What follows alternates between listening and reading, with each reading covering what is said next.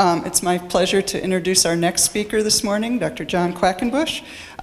John is a professor of biostatistics and computational biology and also the director for the Center for Cancer Computational Biology at the Dana-Farber Institute. And then he's also professor at the Harvard T.H. Chan School of Public Health. And in addition to that, he's a co-founder for Genospace, which develops software systems that can integrate clinical and genomic data for genomic medicine applications. So his group is heavily involved in developing tools for gene expression regulation and for connecting genotype to phenotype. So a really good fit with the topics that we've been discussing. So I want to thank John for agreeing to come this morning and turn it over. All right, so thank you very much for having me. I apologize, I'm only here for a short time. As I was explaining to Sean Davis, I'm in the middle of teaching right now, so I'm trying to fit this in between classes. But I wanted to tell you a story. I'm going to tell you a story about how we've been approaching some really fundamental questions in understanding how genetic background influences phenotype, attacking it on a number of different fronts, but really all based on the idea that what drives phenotype is not individual genes or individual genetic variants, but rather networks of those variants and genes working together. So I'm going to talk about network methods, but I'm going to start with a quote, and I like quotes. I had more in here, but I took some out, but this is one of my favorites. This is from George Box. George was an engineer, and he said, essentially all models are wrong, but some models are useful. And I'm going to tell you about how we build models, and I won't claim any of them are right, but I think they're incredibly useful. And the way we frame that question is, how does the model inform our understanding of the biological systems that we're trying to study? So I often start this presentation by talking about how not to build networks. And the reason that's important is everybody talks about networks in lots of different ways. And we've stepped away from most of the approaches people take. I will claim that there is, in any human or any organism, no single network. That the networks actually change. The networks change in response to environmental and other changes. The networks themselves reflect the phenotypes in which they're expressed. And so that's really one of our starting hypotheses, that there is no single network. And the second piece that's really important is, as we build networks, we try to incorporate knowledge about how fundamental biological processes work. So there's a starting point. We don't build naive networks. We build networks that try to capture something about the system we look at. So I'm going to imagine I have two phenotypes, and they can be whatever you like and whatever organism you like. Most of the data we've had for building networks has been from gene expression data, and that's largely our starting point. So I'll imagine I have gene expression data, and in this approach we take, what we try to do is build a network for each individual phenotype. And then we compare and contrast the structure of those networks. And we ask what the structure and the topology of the network tell us about the underlying phenotypes. And then we try to integrate those data with other sources of information to understand what the models and individual models can do to inform our understanding of the biology we're trying to study.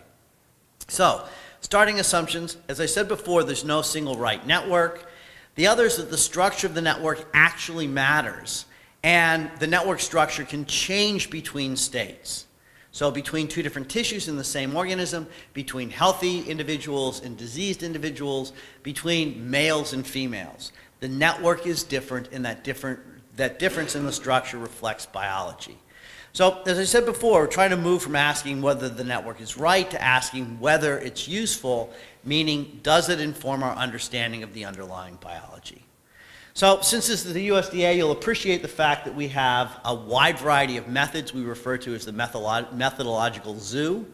They're all named after animals, if you accept the fact that a monster down here can be an animal. And I'm going to talk about two or three of these. I'm going to talk about panda, condor, and lioness. All these methods have been described. They're in papers. If they're not in papers that are yet published, they're either on bioRxiv or archive. There's software to run every single one of these methods. There's at least an R implementation and often also a Python and MATLAB implementation. But there are implementations of all of these methods if what I tell you is interesting, and if you can't find them, feel free to contact me. But the reason we have a whole host of different methods, and it's sort of reflected in the image on the left, is that the methods all use different input data. And the reason we have different methods is that in different studies we have different input data, so we try to adjust the methods based on the basic information we have available. So I'm going to frame this discussion by answering what I think are a few fundamental questions about the nature of biological networks and the link between genotype and phenotype. And this first question was really the motivation that got us going down this path, although the method we developed was one of the last methods in our methodological zoo. So can we solve the GWAS puzzle? So what's the GWAS puzzle? Well, in this group, I'm sure you all know how GWAS works. You look at genetic variants and you try to associate an overrepresentation of those particular variants with the phenotype that you're interested in trying to study. So can we find genetic associations that are linked to individual phenotypes? And it's usually framed in the context of disease, but I think the nicest way of capturing the puzzle in GWAS is to look at not disease. So in this case, what I'm going to talk about are a couple studies that were done looking at physical characteristics. So this is a paper that appeared in Nature Genetics about a year and a half ago, looking at common variation in human height. And in this study, which was from a consortium called the Giant Consortium, they pulled together a large number of public GWAS studies that had height reported. And they pulled that data and they tried to explain human height. And what they found was that about 700 SNPs were capable of explaining about 20% of human height. To get to 21%, they needed about 2,000 SNPs. To get to 24%, they needed almost 4,000. To get to 29%, they needed almost 10,000. Okay? We all know height runs in families, yet the genetic effect size of each individual SNP that's been associated with height is tiny. So what's going on? Well, they went from 250,000 individuals in this study, then to almost 340,000 individuals looking at body mass index, the same group. They found that 97 SNPs explain 20% of body mass index, and they argue in this paper that all common SNPs may explain only 20% of BMI. Okay? So what's going on? Is GWAS wrong? Do we give up on it? Do we do fine mapping, which some people argue, or do we think differently? Well, when we first started writing about this, people said, well, you're ignoring fine mapping. Fine mapping and rare variants are going to solve all the problems. So there's a beautiful paper that came out in, I think, about a year ago, looking at type 2 diabetes.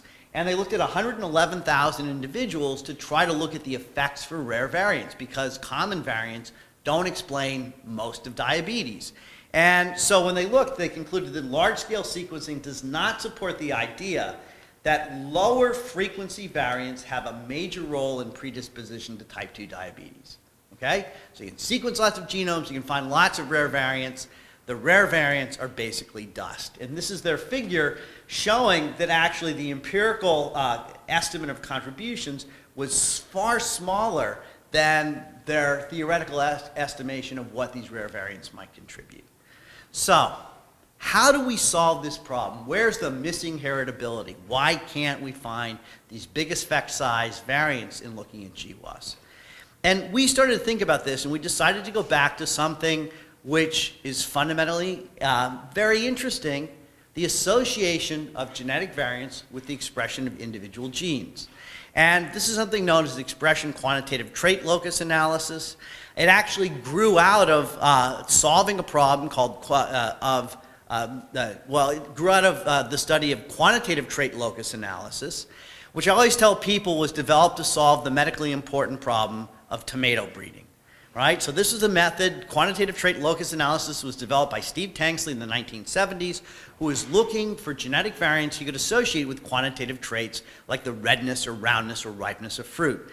About 15 or 16 years ago, a number of groups independently recognized that we could use gene expression of all 25,000 or so human genes as a quantitative trait. So what we do is we do an expression quantitative trait and locus analysis using genome-wide data on genetic variants together with gene expression data, and we treat that gene expression as a quantitative trait. And we're simply asking the question Tanksley asked, which is which variants are correlated with the degree of a quantitative trait, in this case gene expression. And most people, when they do this, concentrate on cis-acting SNPs. They look for the SNPs that are immediately adjacent to the gene and try to associate those SNPs with the expression level of the gene, in part because it's an experiment that's easy to do, right? You can look for those interacting genetic variants by doing promoter bashing and seeing how they change expression, or now using CRISPR, you can simply introduce those variants and look for changes. But we also recognized that many variants appear to be transacting SNPs. And there's an increasing body of literature that suggests that transacting SNPs play an important role in mediating phenotype.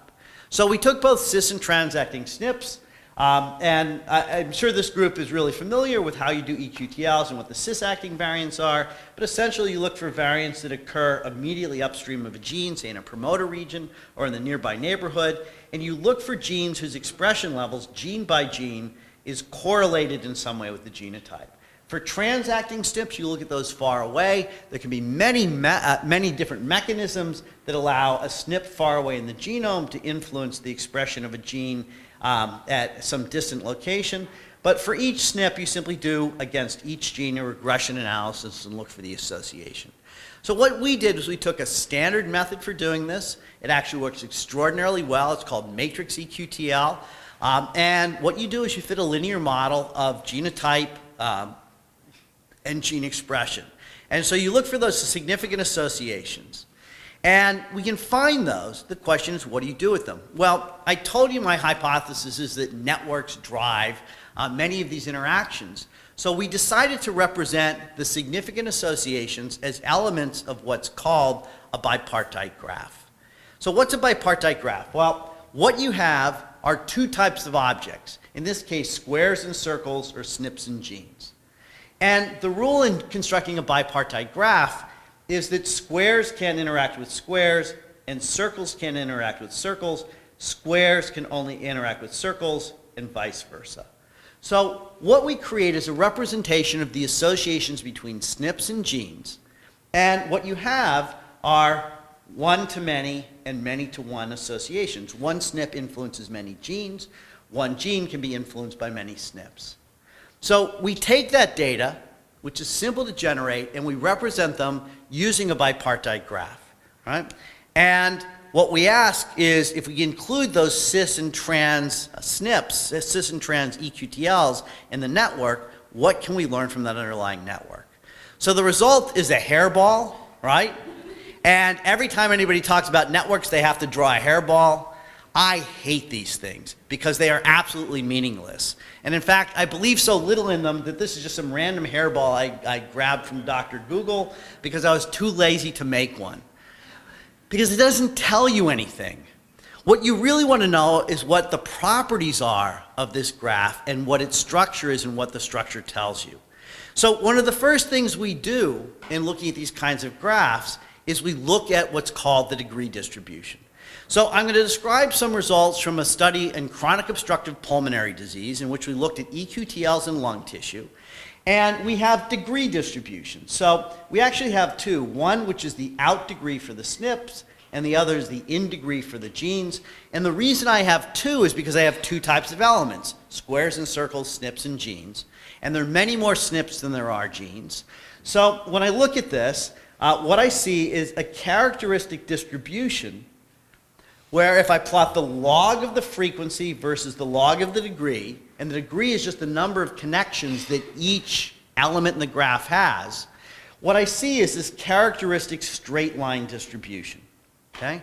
So I'm going to look just at the SNP distribution, and I apologize if you're in the back and the dots are a little small, but what I have is this distribution now for the SNPs.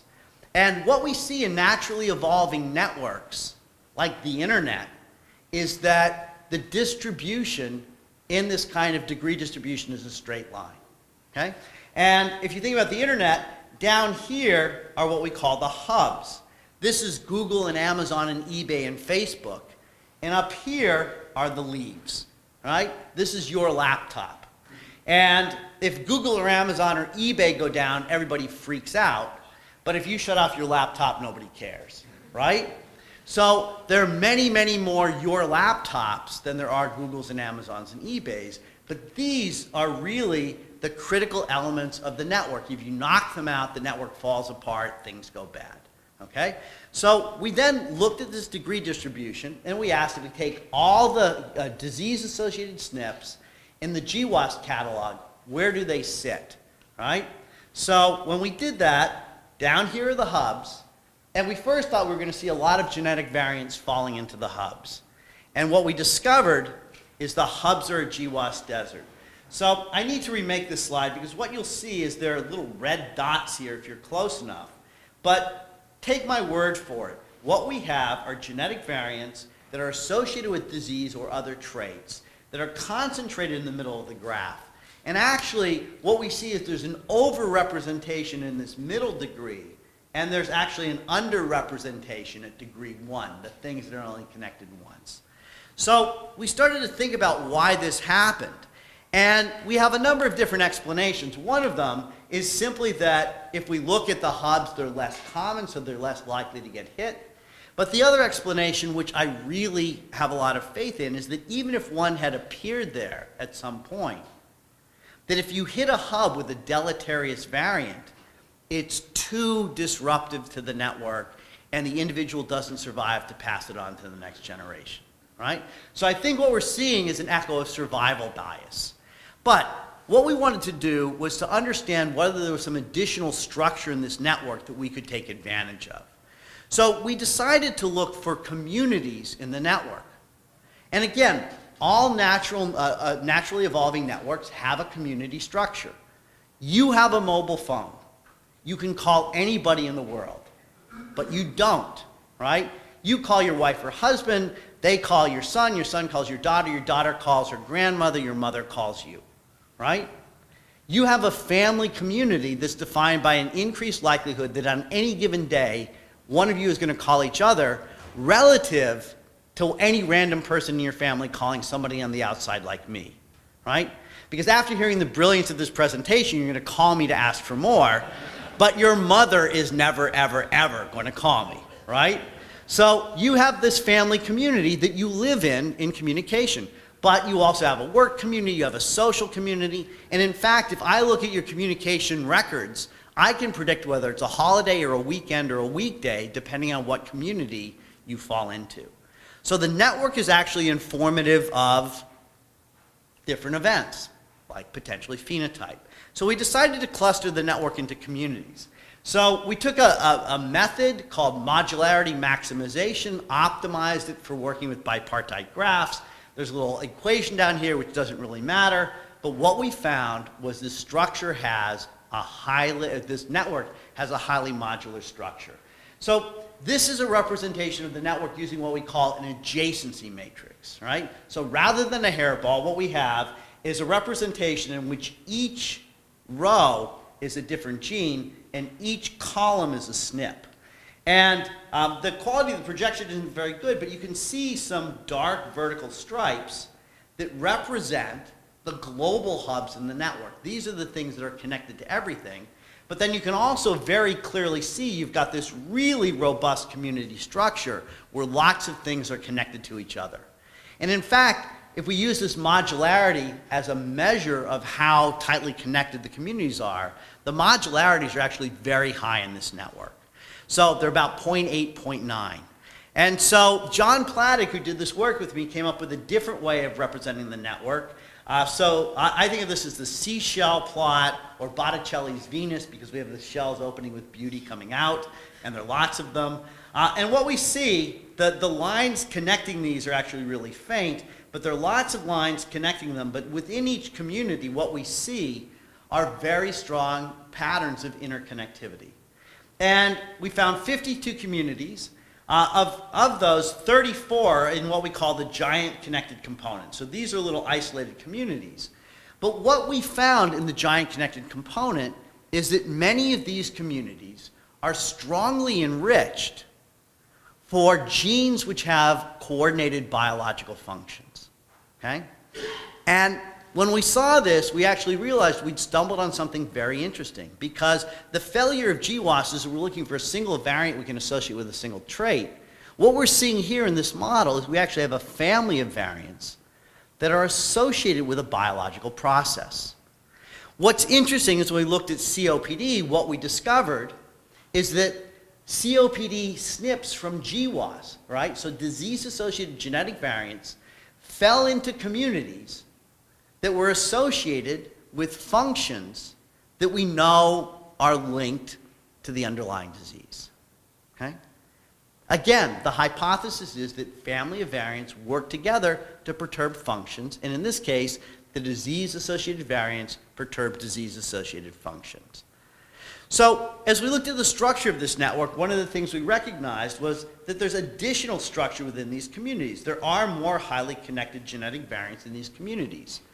So, we started calling those core SNPs, and John Platek came up with a metric for identifying those core SNPs, and we call it the core score. And basically, it's the fraction of modularity that's carried by an individual SNP within its community. So if you have a high core score, it means you're responsible for a lot of the modularity. You're responsible for holding your community together, right? So again, think about a family. It's like the matriarch in the family who holds everything together. If she dies, then the family falls apart into warring fractions, right? The same kind of thing happens here. We've got a community that's largely held together by one of these core SNPs. So we came up with a core score, and then we looked at the 34 genes that had been, or 34 SNPs that had been found in a meta-analysis of COPD.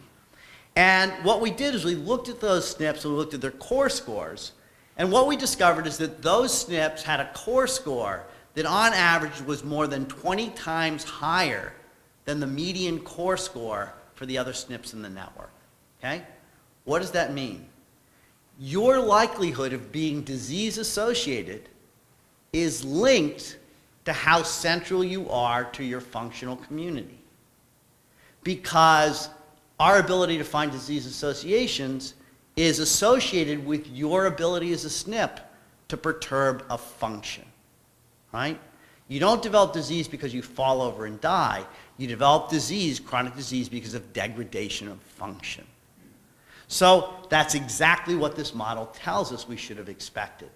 That the more central you are to your community, the more likely you are to be identified as perturbing function and therefore associated with disease. So we published this paper about 1.5 years ago. And we got a lot of comments and feedback from people saying, well, you know, how general is this? This is one nice example.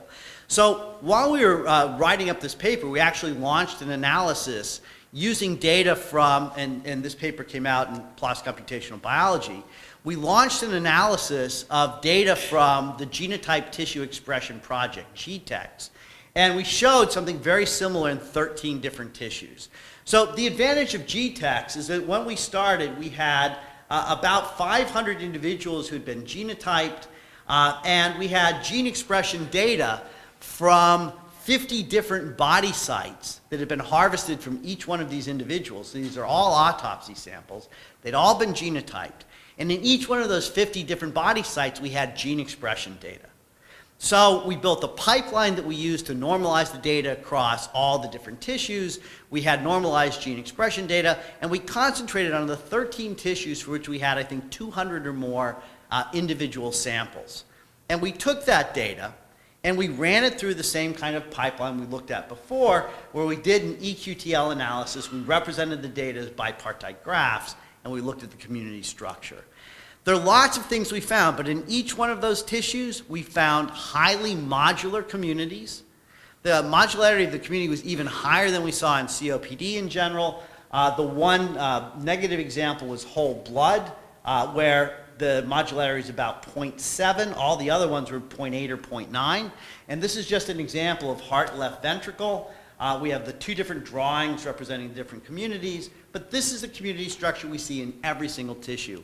More importantly, though, when we look at these kind of degree distributions I showed you earlier, and the association of these distributions with GWAS hits, what we find is a significant overrepresentation of GWAS hits in the middle of the distribution. And in fact, Modularity came up with a way of representing this graph now, only showing the disease-associated SNPs as a function of degree, but now we're looking at the observed versus expected number you see. And what's really curious to me is that in every single tissue, what we see is this distribution rises and then drops at degree 10. If you have more than about 10 associations in GWAS, you're probably too relevant, too highly constrained to be disease associated with the genetic variant. Okay? So that's really interesting, and I don't know if 10 is the magic number, it just has to do with the size of this data set. But in any case, every time we look, the GWAS hits have significantly higher core scores than the other hits in the network. So this is just that observed versus expected plot for all 13 tissues. And I just zoomed in randomly on the bottom panel or next to bottom panel. And in every case, boom, boom, boom, around the degree 10, it just drops away.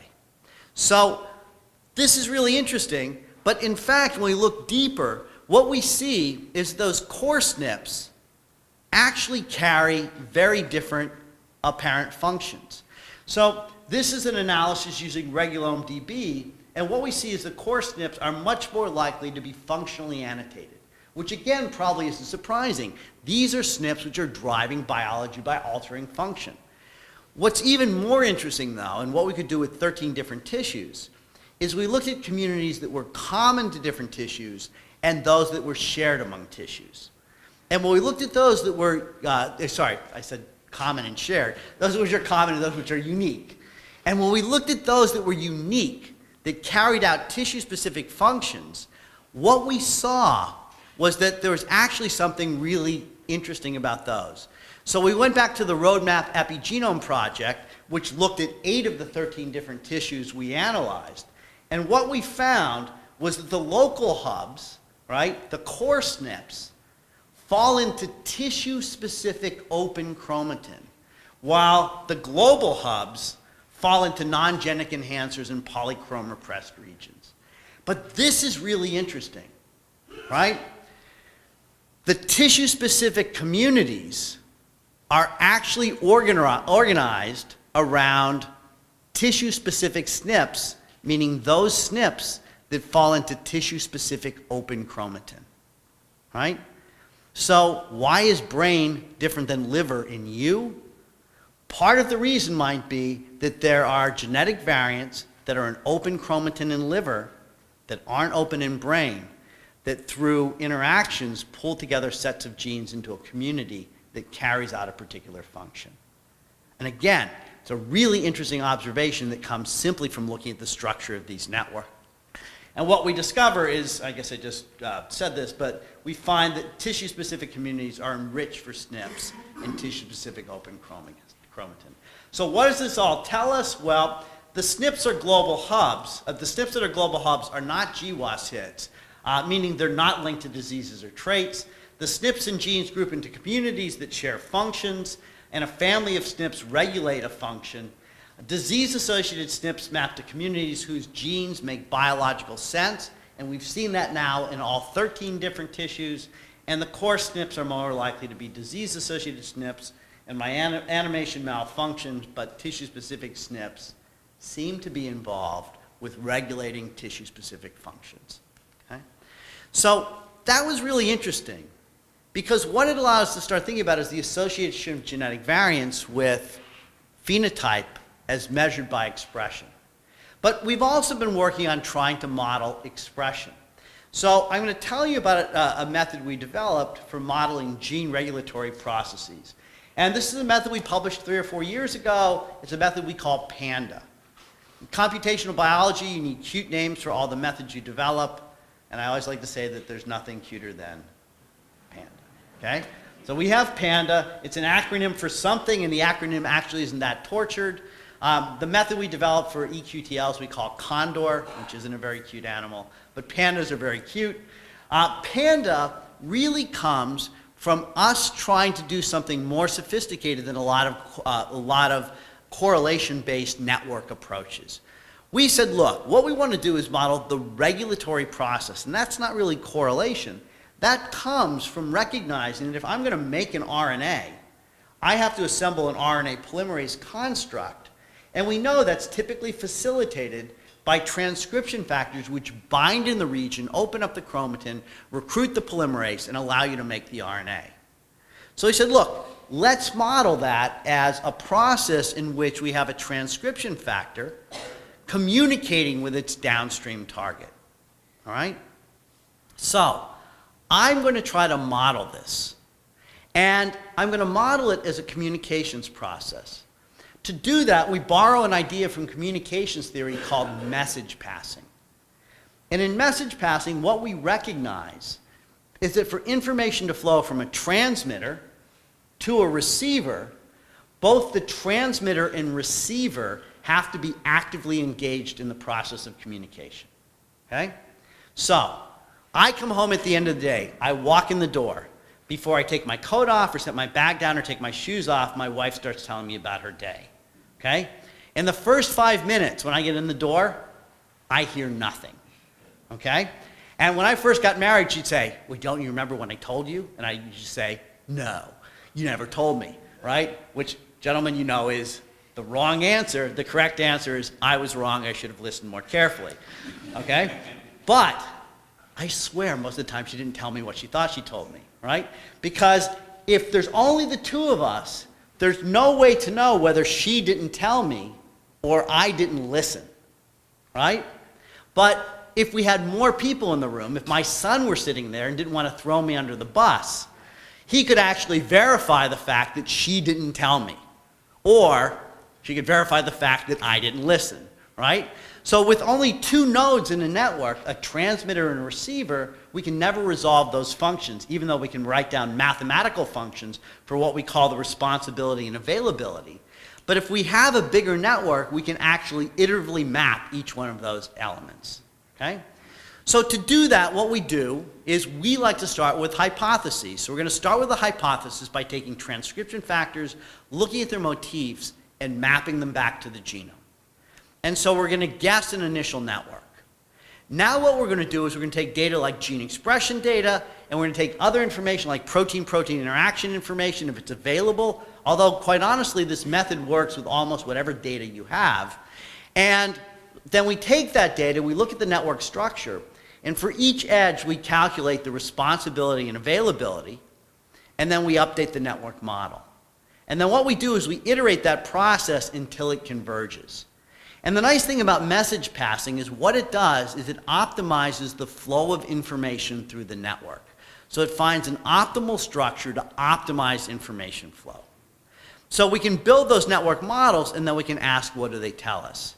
And I'm going to give you a quick example. The example I'm going to give you is an analysis of two subtypes of ovarian cancer. So we published a paper a number of years ago in which we looked at subtypes that are either angiogenic or non-angiogenic, meaning there's subtypes in which the tumor starts the formation of blood vessels or doesn't. And so what we did was we took data from a large-scale project, the Cancer Genome Atlas, and we separated those data using the method we had published into angiogenic and non-angiogenic subtypes. We then took those subtypes and we used Panda to build individual models, one for the angiogenic subtype, one for the non-angiogenic subtype. And then we asked ourselves, how do these models differ? And what this analysis really led us to was an important conclusion for the work that we do.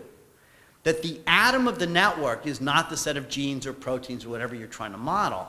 The atom of the network is actually the edge, the communication between a transcription factor and its target. And different phenotypes are reflected in different patterns of regulation, or different patterns of communication between transcription factors and their targets. So this is the analysis from the angiogenic subtype. This is why I hate these diagrams, because they're meaningless. The angiogenic subtype is shown in red, the non-angiogenic subtype is shown in blue. To make it easier, here's the angiogenic, here's the non-angiogenic. There'll be a quiz later, you'll have to draw these. But you can see there are actually differences in the network. So I don't like these diagrams. This is actually a better representation that Kimberly Glass came up with. And around the center are the 10 transcription factors that have the most changes in their connections. And around the outside are genes that are regulated by these transcription factors, and the black ticks are those that had been previously associated with the process of angiogenesis. So what you start to see is, and even though the projector isn't very good, you can start to see that there are some genes which seem to be regulated by a single transcription factor, but then you have these others down here and are scattered around that are regulated by multiple transcription factors. And we started to ask, does that actually tell us something? And what we found was that there are a number of transcription factors that occur in pairs or bigger groups much more frequently than we expect by chance given the network. So we asked, is that meaningful?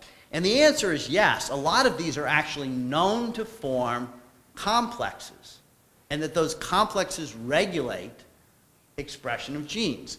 So this wasn't built into the model, but this was something that naturally emerged. So we have these complexes, and in fact, there's evidence in the literature that suggests that if you disrupt those complexes or their interactions, you can actually inhibit angiogenesis. So for us, this was really exciting because by starting with data on gene expression and comparing phenotypes, we were actually able to identify potential therapeutic interventions that might change the expression of these individual genes. Right? So we have a couple papers that describe different analyses and interactions using these. We actually just had a paper that came out in Cell Reports on November 1st that describes an analysis using Panda of 38 different tissues. Those tissues are all, the networks for those tissues are all available in Zenodo, so people can download them and look at the networks. All the software to do the analysis is also available. But we started to ask ourselves another question, which is, we're building networks for populations. What about individuals, right? Because when we build a network, we take a population and we average over that population. So we can estimate this aggregate network. But what we'd really like to do is understand how each person's network differs from everyone else's. So I could take blood samples from everyone in this room, I could extract RNA sequence, I could do gene expression analysis, I could build gene regulatory networks for the USDA workshop, okay? But you would ask, well, what about my network? So what we recognized was we could build individual networks using a method we call Lioness. Pretty cute, not as cute as a panda. But Lioness is based on a really simple observation and we use linear algebra, so it's very easy to implement. A very simple observation by a student we had, Matt Tung. So he was a post-bac student, and we had him working on the problem of trying to estimate confidence in the edges in our networks. So if I had this room and I constructed a network for this room, I'd get an aggregate USDA workshop network. But then if I left you out, I could actually construct a network for everyone but you. And if I compare the network with you to the network without you, I'd notice that some of those connections, some of those edges, might actually be subtly different. And you can show this works perfectly for Pearson correlation networks. You can show it works perfectly for mutual information networks. You can show it works in simulation for Panda and other networks. But if I take this difference and then scale it by the number of samples and add it back to the n-1 network, I can estimate your individual network. Okay? So we've gone from estimating aggregate networks to estimating individual networks. And it's 4 lines of code to do it once you have a network estimation. Okay? 4 lines, very simple. You have to run lots of network estimations. With Gtex data, we have another paper we're trying to get published on sexual dimorphism. We had to run 9,400 individual networks. It took us about 6 months to do it. We could do it faster. We had better computers, like the USDA has access to. But we could run this in about 6 months to get about 10,000 networks. So we wanted to test this, and I didn't know one of the gods of yeast biology was going to be here, but I have an example from yeast to show just how cool this is. Okay? So what we did is we took the Paul Spellman yeast cell cycle data. And in this yeast cell cycle data, we had 2 replicates, 24 samples, different time points during the cell cycle. This is a dye flip experiment, so this is showing correlation and anti-correlation because of the dyes, but we subsequently corrected that. This is an old slide. But what we did was we used Panda and replicate number 1, Panda and replicate number 2. We inferred networks using Linus and replicate 1, inferred networks using Linus and replicate 2. And this shows the correlation between the individual assessments or estimations of networks at each time point. So this is actually a plot I like a little bit better. These are the independent estimates put side by side, and you can start to see patterns of oscillation, which probably isn't surprising since this is the cell cycle. We looked at the 1,000 edges that were most variable across time points, and we mapped them back to 4 transcription factors, all of which are associated with the cell cycle. So the black shows the edge strength estimates by Linus of the individual edge weights for these transcription factors averaged over their targets, and the red actually shows the pattern of oscillation of their targets. And when we first did this, we said, oh no, something's wrong, because if you look carefully, you see the edge weights are oscillating with about twice the frequency of their targets. But then we said, aha, that's what we should expect because we use message passing, and what we're seeing is turn on, turn off, turn on, turn off, turn on.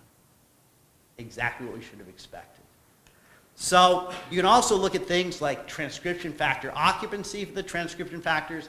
And we actually showed in a paper that's on arXiv that hasn't been published yet that we do a better job of predicting these transcription factor occupancies than any other method we looked at.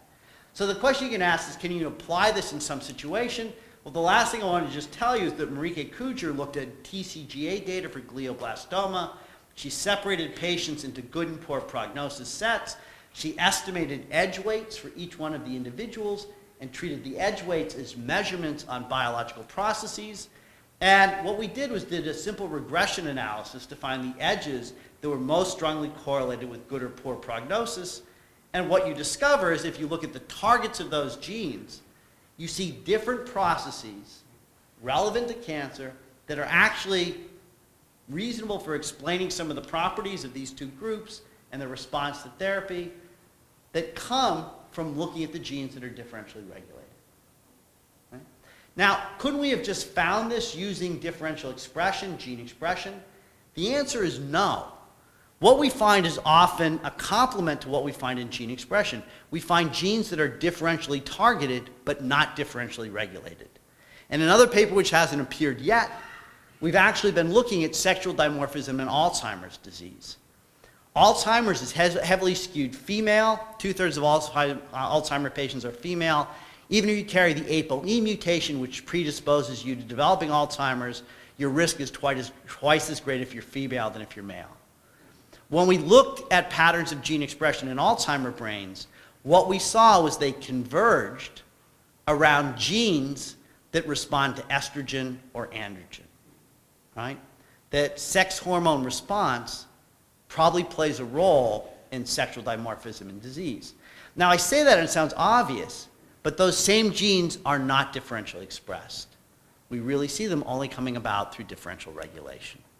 So I open with a quote. I'll close with maybe 2. This is my favorite quote from a science fiction author, William Gibson. The future is here. It's just not widely distributed yet. All right, new chromosomes, new analytical methods. But this is my favorite quote. My PhD is in physics, and this is from Enrico Fermi. Before I came here, I was confused about the subject. After listening to your lecture, I'm still confused, but at a higher level. So I'm happy to answer questions to resolve confusion. I'm sorry I'm a few minutes over, but thank you very much for letting me.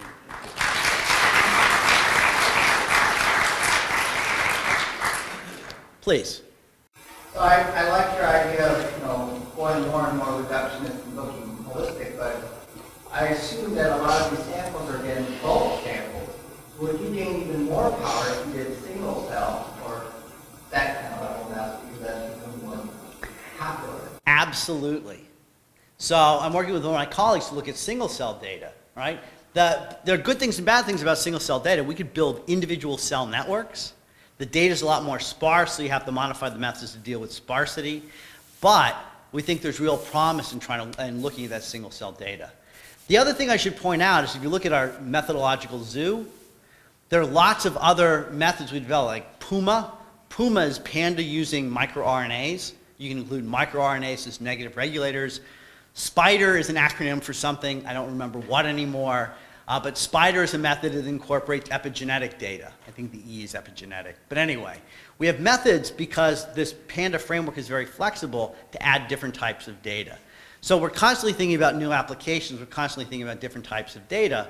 And the method and the data are both intimately tied to the kinds of questions you're going to ask. Please.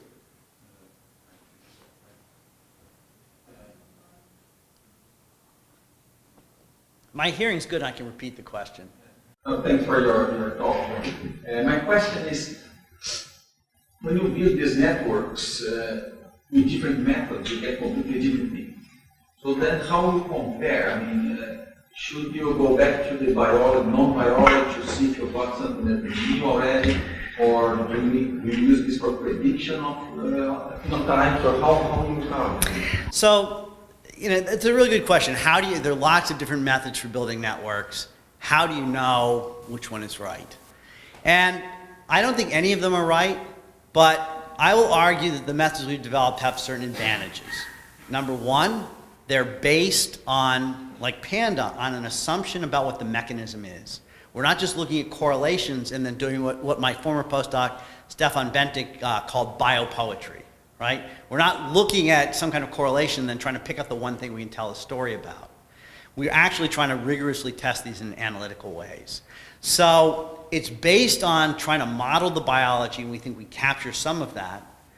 I think the other thing we've seen is when we compare head to head, and if we're modeling gene regulatory networks, one of the best comparators is chip data to show whether or not you can find transcription factor binding where you predicted.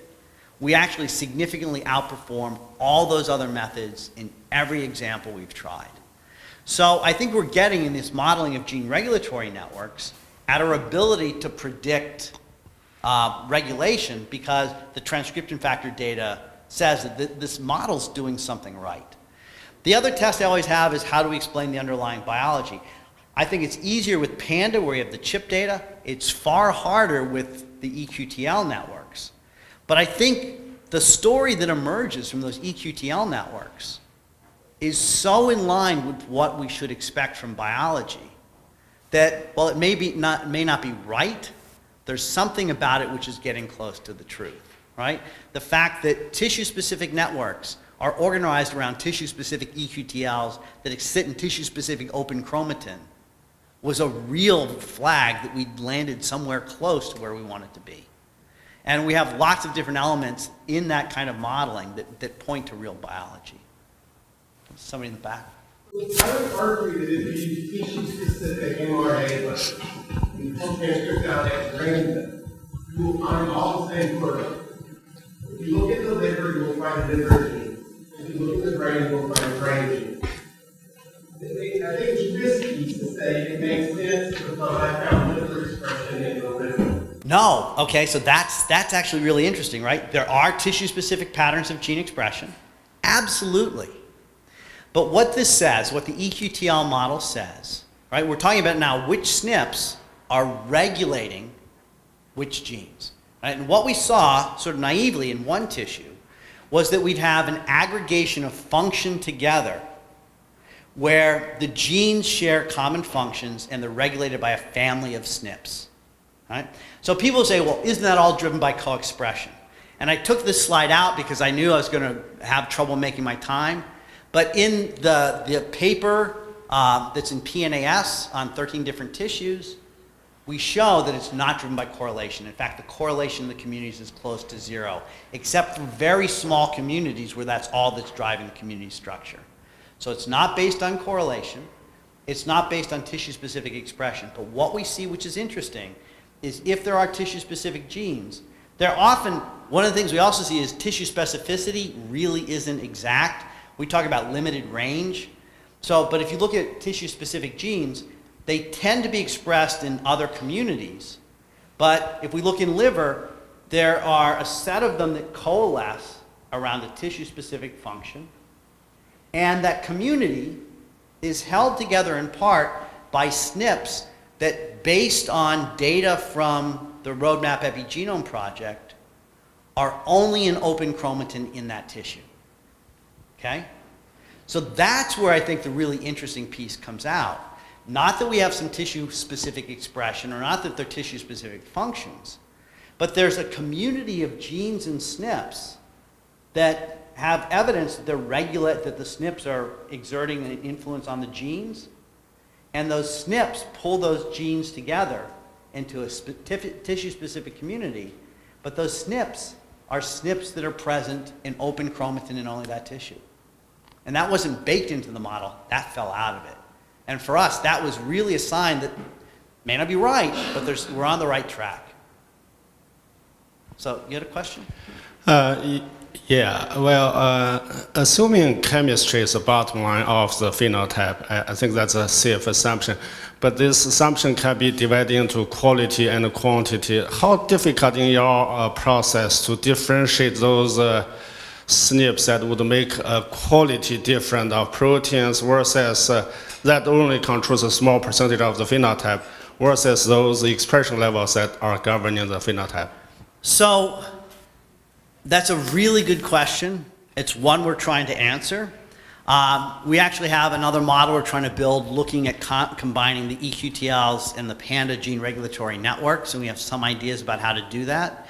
But the simplest thing I would do is if I want to influence a certain trait, right, if you're trying to breed animals, you can look for functional communities that are associated with that trait. And you can start to ask, well, which SNPs have the highest core scores, which are most likely to influence that trait. And the challenge we face is that they don't work individually, they work in conjunction. So we haven't quite figured out how to sort that out, but that's one of the next big challenges we're trying to address. I knew Kurt would have something to say. I was on the wrong side of the auditorium. We want to make you walk. I need it. So, my training as a quantitative geneticist will come out. And that is, you started by talking about the heritability and variation accounted for in a number of traits. So I'll try to get you back to that question. So can you predict from this system, even if it's complex and you need expression data, can you better predict height from your network information, or is there just something that we throw our hands up and say we can predict 20% of the variation? Or so height in particular is a fairly heritable trait. We can use best linear unbiased prediction with relationships and phenotypes and predict better than the SNP data. So Eric Sonheimer saw me talk about this early on when we were first developing it, and he said, he had a really clever idea. He said, why not use this as a way to prioritize SNPs, take the 5,000 highest core source SNPs and rerun GWAS? And we haven't done that. I keep on throwing it at students and it keeps on bouncing off. We haven't done that yet, but it's an idea that I think really has legs. But one of the other things we suffer from is we often don't have the right data on the right individuals. So Gtex is actually pretty good. We've been able to identify lots of different traits that are recorded. We haven't gone back and asked that question, but it's a really good one to try to tackle. I got an outlier for you. I got a 6'9" son that can give you some information.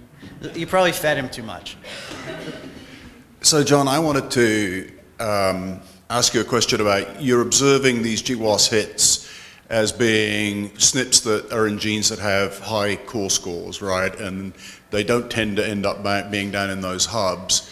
Is another interpretation of that the genes in the hubs basically have a higher degree of redundancy within them, that in that part of the network, you've just got a higher degree of redundancy. So if you throw SNPs, mutations into those genes, it sorts it out. It finds another way around the network. But as you get into parts of the network where you have lower degrees of redundancy, and you throw SNPs in there, boom, can't fix the problem, you've got a phenotype.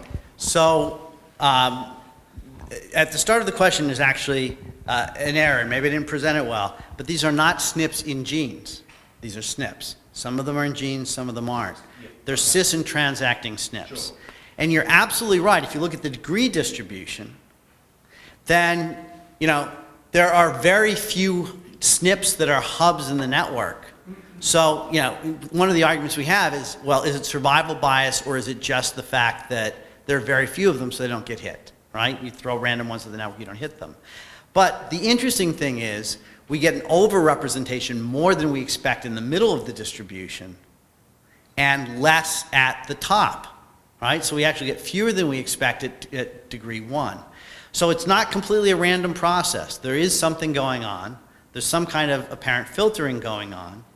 And the fact that the core score is correlated with the likelihood of these SNPs being found to be disease or trait associated suggests to me that what we might be seeing is SNPs that are actually shifting processes. So you're right, I don't know what the mechanism is, and I don't know how they sort themselves out, right? This is the first level observational data. So we're trying to learn the rules of football by taking snapshots of the game and then trying to piece the rule book together. But you know, I think the snapshots are pointing us towards things that make sense, knowing how the game is played. Thanks, John. It was a brilliant talk. I was wondering if you would be willing to talk about potential comparative analyses. I mean, one of the things that came out of the comparative ENCODE paper, one of the first ones between human and mouse, was that the transcription factors were there, but not the locations were conserved, but the small networks were conserved. And so that would lead me to think that this core network SNP idea would be conserved in this kind of EQTL data from collaborative cross or something like that. Have you been starting to look at that in the mouse side of things? We haven't. We've only looked at humans, and it's because we have human disease funding. So we've looked under the funding lamppost where the coins are raining down. That's where we tend to look. But yeah, I mean, it's one of those open questions we think about a fair bit is, what can we learn about the organization in different species? I'll tell you that one of the biggest challenges is actually comparing network structures. And Mega Patty, who was a postdoc who worked with me, she's just got a job at University of Arizona. She and I have a paper on a method called alpaca, another very cute animal, for comparing network structures using message passing. And what's really interesting is, and we use this in the context of health versus disease, but what you see is communities getting pulled out as you transition from one state to another. And that's the kind of thing that would be very interesting in to look at between human and mouse, is can we pull out communities that are human-specific and mouse-specific. So we kind of have the tools. I don't know what exactly the data are in mouse, and you always have questions about comparability, but I think that's a brilliant question to look in the same tissues in mouse and see what we can find. If USDA wanted to fund that, it'd be really good. Any other questions?